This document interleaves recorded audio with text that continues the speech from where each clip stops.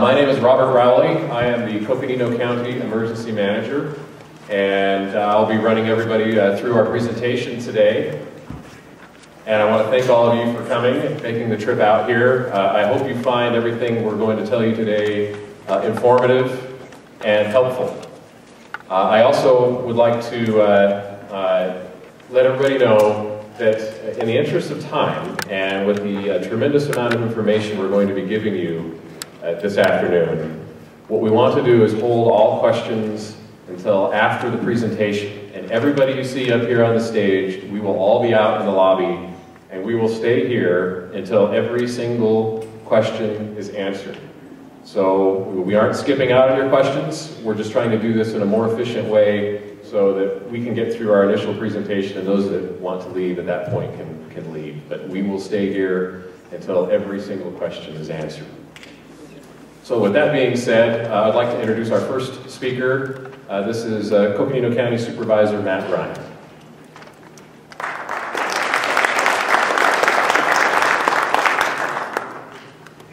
Thank you, Rob. First and foremost, just a note of courtesy and protocol. We have many agencies that are working together here. I would miss somebody if I tried to mention everybody. And yet, I do want to note that we've had tremendous support from our local agencies. The City of Sedona, we surely appreciate their cooperation and the support of their mayor, the council. We have a mayor here that'll have a few opening comments also. The Sedona Fire District, for your men and women that have been working through your agency, you've been fantastic. You've worked well on behalf of the community. We want to thank your governing board as well, the school board. We're inside the school, the support that we've gotten from the school district, we appreciate that. You'll also see, as we have the different agencies of different expertise that's here, what we're trying to do is bring together the resources so that you will get to know what you need to know. We don't know everything, but as we learn things, as we need to adapt and change our thinking, we want to try and bring that expertise here so that you have the capability of tapping that information and understanding what you and we are confronted with. For the community members, you've been through a lot of anxiety. Fully understand it, being displaced, having a second fire. Try as we may when you have an emergency, it's organized chaos. Not everything works perfectly, but what we're all trying to do is work together, whether as agencies trying to help out on the front line, or you as neighbors. It's so important that you're working together with each other and working together with us. Tonight, you're going to find out information. Love to give you a lot of good news, but it's more important to give you the accurate news as much as we have so that you're better informed. There are a few things that I want to note here. As much as we want to do it all, we'll need to work together, as I was saying. There are things that you're going to have to do. You'll need to do on your own to protect your property. There are things that you will not be able to do. We're going to try and provide resources to help you understand what you're confronted with and help you work through that. The most important thing, though, is we have life safety that we're considering. We must take precautions related to these life safety issues. It's necessary. Tonight, you'll see the leadership, this whole event, and everything that's been going on. This is the next phase of what we've seen in the cooperation and the coordination through the Forest Service. I want to thank Scott. You'll hear from Scott in a few minutes, the acting supervisor, on his leadership on this issue and on setting up this event so that we can take the next step in considering what to do when we are confronted with water, and we will have a long-term relationship. I also want to thank Chief Chris. I always forget Chris's last name. And Nicole, our new ranger here, those two were the ones that set up the first meeting here so that you could become better informed, and their leadership has been key.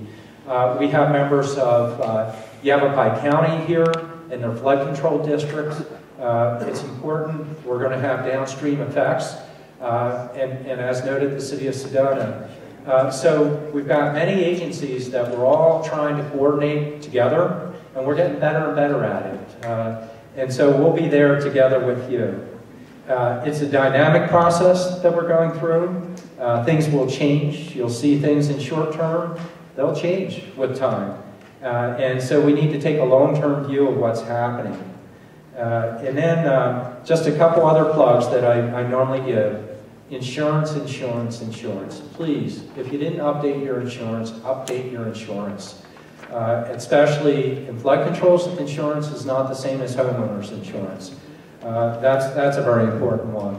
As you work together as a community, you'll also hear from the sheriff in noting their CERT program. We have a way of, when you get into emergencies, the first responders can't get right to you. We need to depend upon you. And we have a training program to help you work together with your neighbors. So I hope you keep that in mind.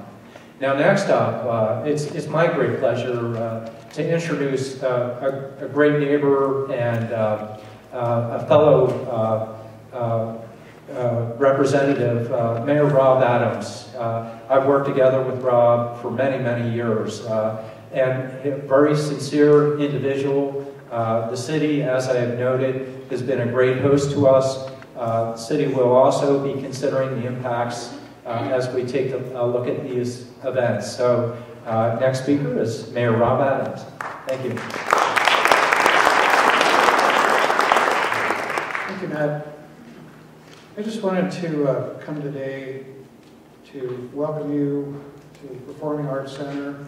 And I want to express my deepest condolences and empathy for all of you that were impacted by the fire, whether you were in fear of losing your residences or your businesses, or you actually lost business during the fire. I know that things came to almost a screeching halt here in Sedona as far as tourism and business goes in the time after the fire. You know, these kinds of natural disasters are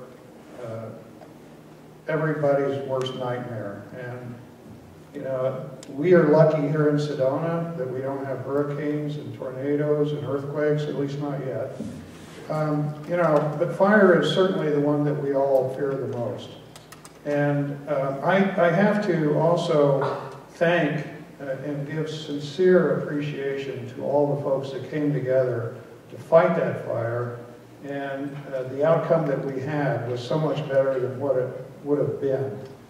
So, you know, that was an incredible accomplishment from a lot of people that pulled together, and the emergency management system that we have here proves to work. So there's still a lot of work to be done. You know, there's a lot of concern about flooding in the future, and there's a lot of focus right now in terms of what we're going to do to mitigate that. And so you need to pay close attention to what's being said today and make sure that you are prepared in the event of the worst case scenario. So again, thank you for coming. We appreciate it. God bless.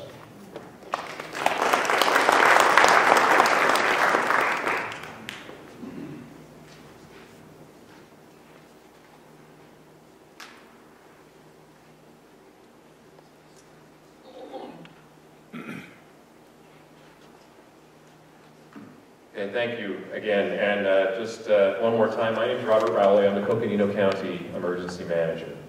Our process started when the slide fire was still burning for preparing for the potential flood impacts. There's been a very large group from various agencies and jurisdictions that have been meeting on a very regular basis, trying to make sure that we've covered as much of the material that we can to be as ready as we can for when our monsoon season starts. And, you know, in the interest of time here, I'm not going to read off every single name on here. Where are we at here? but we've got a little bit ahead of myself. But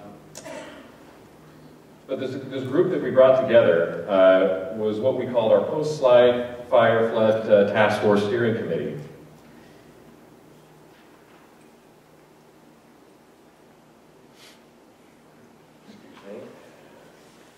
And as I mentioned, it was made up of various different people from different agencies, all making sure that we have everything covered as best as we can. And it's a very large group. And as I go through the slides here, you can see the different individuals and agencies that have all been working very hard over the last several weeks.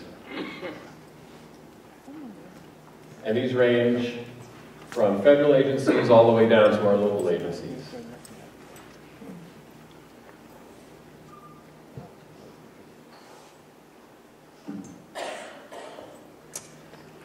When we brought this group together, one of the things we did is we formed what we kind of call an incident command system structure. And that was where we formed out into functional groups to cover all of the areas that we deemed most important at the time. And these groups consisted of our assessment group, which involved our burned area emergency response team that was assessing the fire damage, our public works department, and community development departments that were down in Oak Creek Canyon to do assessments of vulnerable infrastructure down there, roads and houses and businesses, determine at least initially what the overall impacts could possibly be once the monsoon season starts. Then we formed an emergency response group whose purpose was to put together an incident action plan, evacuation planning, and to do alert and warning planning.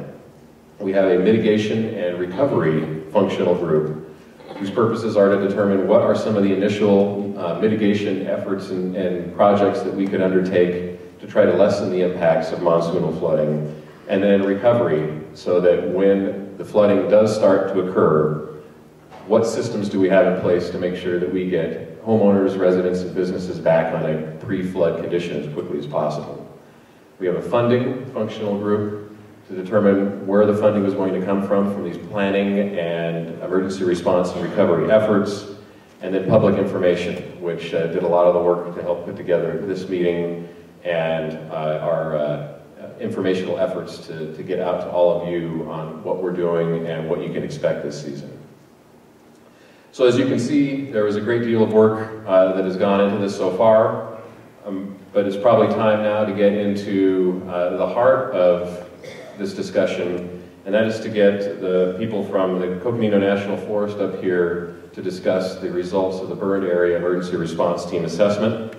And with that, we'd like to bring up Coconino County National Forest Supervisor Scott Russell.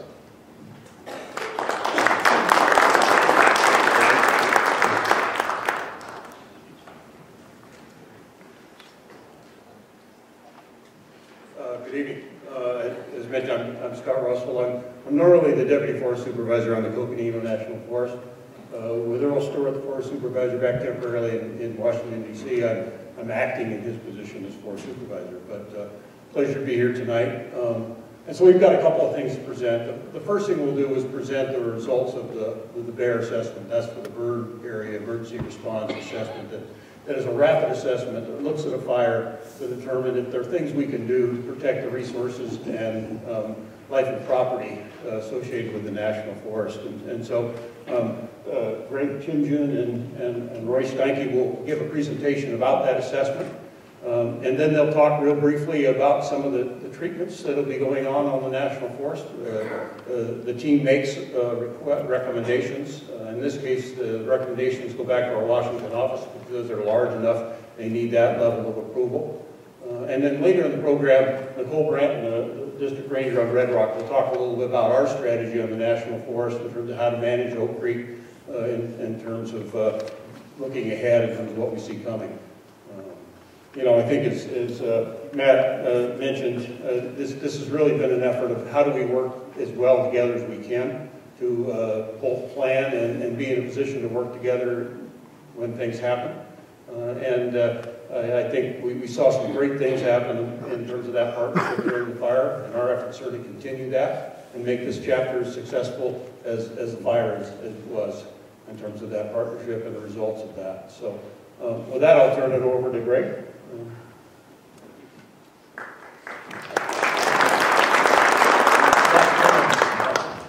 My name is Greg Humes, and I'm a retired Forest Service hydrologist, and I came to visit. And see if the technology works. And the Forest Service assembles when a fire is greater than 500 acres of a rapid assessment. It's called BAER, Bird Area Emergency Response, to kind of analyze the effects of the fire and answer the question, so what? I don't have a script, so we'll kind of work with me on this. The first thing I'm going to tell you is the easy part's over. It's easy to see a fire. It's easy to put out a fire relative to what might happen afterwards. Rainfall events dance around the countryside. Some are very intense. Some are just kind of showers. So we put together a team.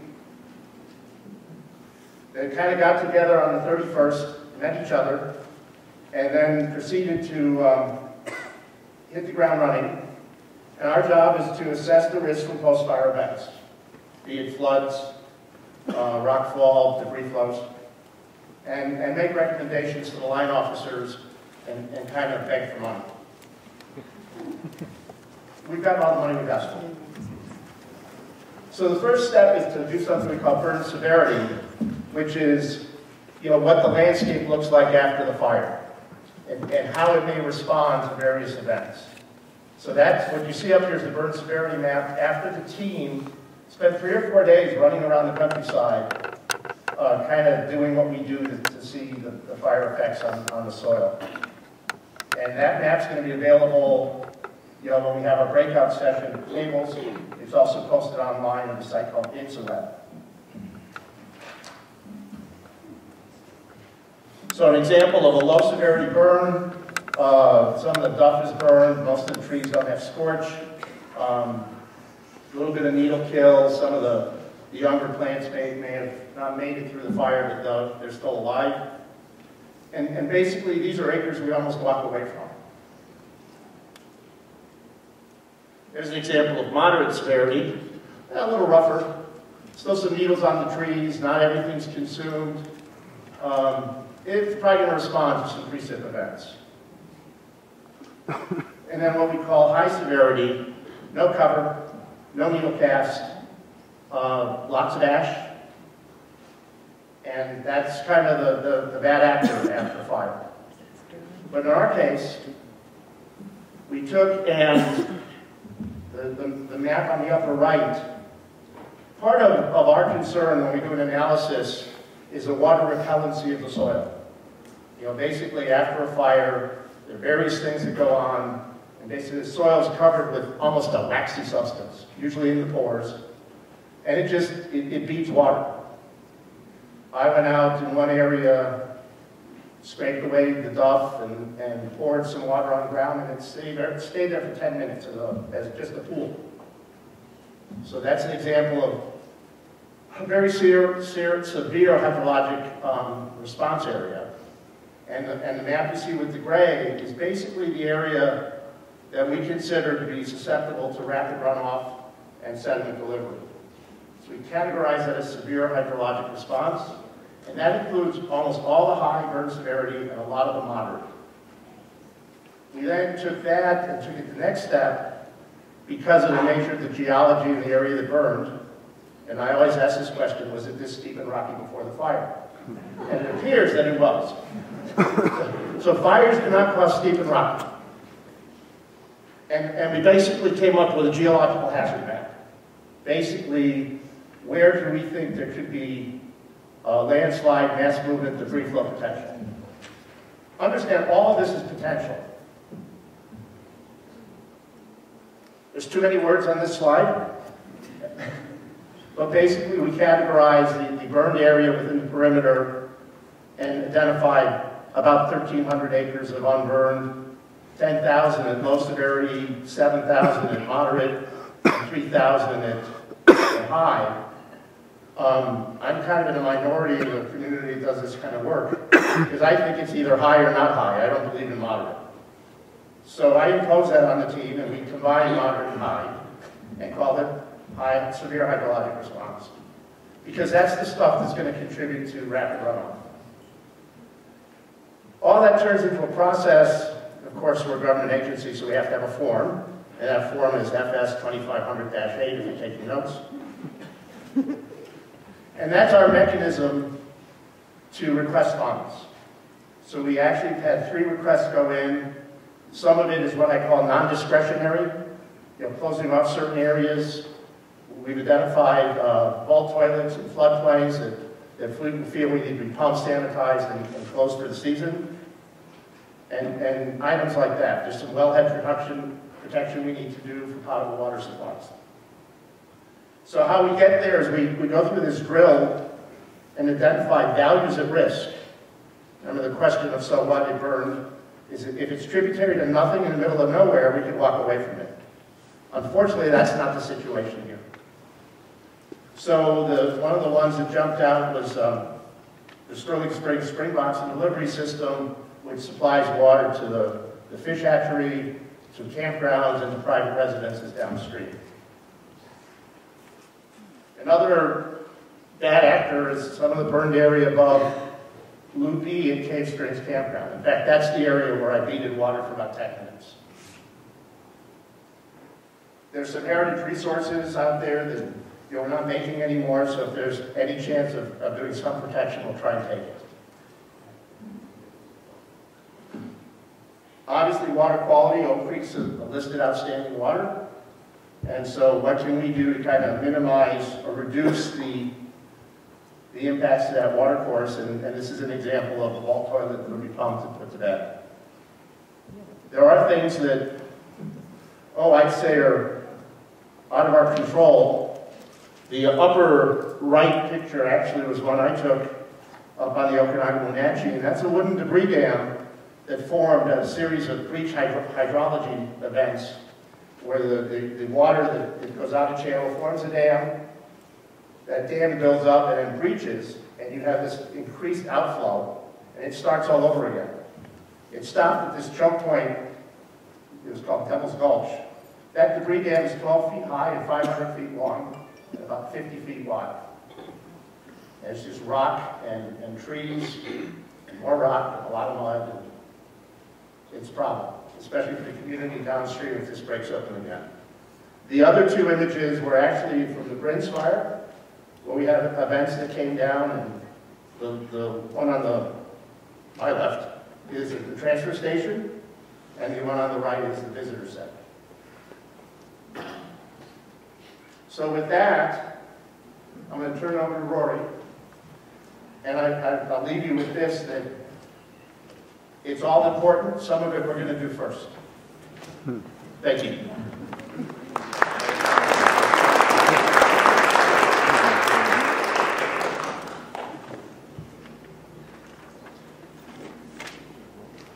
Thanks, Greg. Appreciate the opportunity to share some of our findings, at least our implementation and treatment ideas that we came up with in the BAER assessment, okay? And again, my name is Rory Stein. I'm a soil scientist.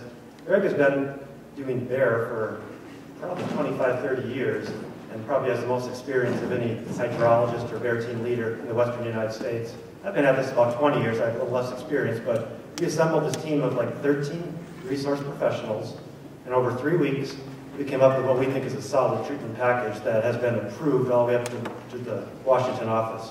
So I want to share some of the examples of the main treatments that we came up with, and some pictures associated with that. So we had probably 20 different treatments that we recommended and that we're going to implement. And the one slide I wanted to show didn't show up here, but for us, timing is critical. We have a race against the clock because we know that these areas in the moderate and high burn severity could have severe hydrologic response. So we need to slow the water down in those areas that really matter, that are connected to those watersheds and those critical values at risk. Our objective is to reduce the risk of the flooding, debris flows, rock falls, but not prevent them. There's really no way we can prevent Mother Nature from doing it. So the race against the clock is to beat that monsoon. Ryan will talk about some of the common dates for the monsoon, but we're targeting somewhere around July 7th or July 15th to implement all of our treatments to slow that water down and have some kind of a reduction of that floodwaters and debris flows into Oak Creek Canyon and West Fork and those valleys at risk.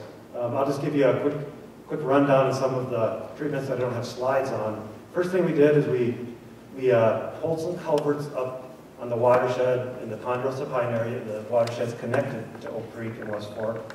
We're presently doing some road drainage, putting up some rolling dips and some water bars, improving the drainage so that that water can be slowed down and trapped up in the forest instead of creating a raging torrent, much like in Schultz, where the water ran off, hit some of the dirt roads, and contributed to the channels and the flooding downstream. So we've done that, we're doing that. We have the road drainage, we're cleaning out culverts above, we pulled the culverts. We have many other treatments, including storm patrol, which I don't have a slide on, but basically after the monsoon, we send people out to pull debris out of culverts and some of the drainages that are connected to Oak Creek so that they don't become battering rams down, okay? We think that probably the most effective treatment, and you see it right here, is seeding and mulching on those critical areas above the watershed. And we just received approval for over 2,175 acres where we're going to seed certified weed-free seed and certified weed-free straw. And you're going to see a lot of mobilization in the next 2.5 to 3 weeks off of Woody Mountain Road and off of 535 probably. So what we've done is we've determined that the slopes from 0 to 40% are treatable, and there's some critical areas in that moderate and high severity up in the Sterling Canyon watershed and up above the Halfway and other portions along Oak Creek that we're going to seed and mulch those slopes up in the upper watershed and some in the lower watershed. We think that should have a positive effect on reducing the erosion, sediment delivery, the ash, the floodwaters, the debris flows, and maybe even the rock slides. But again, to prevent, it's reduced but not prevent. We're not able to prevent those acts from happening. In fact, we won't be able to treat anything from 40% slopes and up because it is not effective. I'll give you some good news, and that's that unlike Schultz, we have well-defined stream courses in Oak Creek and West Fork of Oak Creek, so the water knows where to go. And on Schultz, it got confused when it got to the property lines because those drainages were dug in, okay? They were filled in. So we have a well-defined stream course, we have a different vegetation type. What we have instead of ponderosa pine on the steeper slopes is we have chaparral, which is scrub oak and those kinds of shrubs and vegetation that respond very quickly. In fact, within 2 to 3 years, they'll have appreciable cover or it'll reduce the effects of the runoff, erosion, and flooding. So this is what it looks like. Anyway, long story short, you can maybe see a helicopter coming down and dropping these little bales and there's blobs. And we try to get 70% coverage on those slopes that are mulchable, okay? And here's a good example of the kind of coverage we're looking at, about an inch thick, about a ton per acre. And that should reduce the stuff above, slow the water down, that's our goal.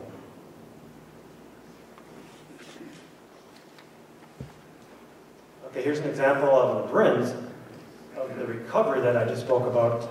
And some of the slopes adjacent to Oak Creek, we seeded that certified weed-free straw. We had excellent response within 1.5 years. You can expect to have this in some of those slopes too, adjacent to Slide Rock, Halfway, and some of those areas that you're going to see that we mulch and seed. Good picture there of the response of the vegetation. Slow the water down, trap the sediment. Again, reduce. This is what a lot of it looks like up there right now in the chaparral. High severity, moderate severity, and this is the kind of stuff that's going to respond natural recovery really quickly. Within 2 years, 3 years, it's going to respond, and the risk will be substantially reduced. So we're counting on the benefit of having the shrub species up on these side slopes. Excellent down here. You can see the response. This was about 3 or 4 or 5 years. I guess it says 6 or 8 years, but it looked like this after 2 or 3 years, and this is in the Brins. Similar soil, similar landscapes. That's the good news. Again, we have all kinds of warning signs to prevent and reduce people from going where they shouldn't be because there is a threat to life and property in that. We're also coordinating with the county and emergency services, those alert early warning systems up in the upper portions of the watershed so that we'll have notification on when it's coming. And I think Brian and and emergency services may speak a little more on this later in the agenda. Other treatments that we're doing is we're trying to protect some of the cultural resources. We're trying to protect the water quality in Sterling Springs Fish Hatchery and the water delivery system that Greg showed earlier. We want to protect that infrastructure for some debris flows and the rock slides that could happen on these 25-year storm events that we've modeled. And several other treatments that I didn't get into, but happy to talk to you about them at the tables. We'll have a complete BAER assessment out probably on Tuesday, posted on InstaWeb. But bottom line is ash happens, and Mother Nature has allowed this to happen for millions and billions of years.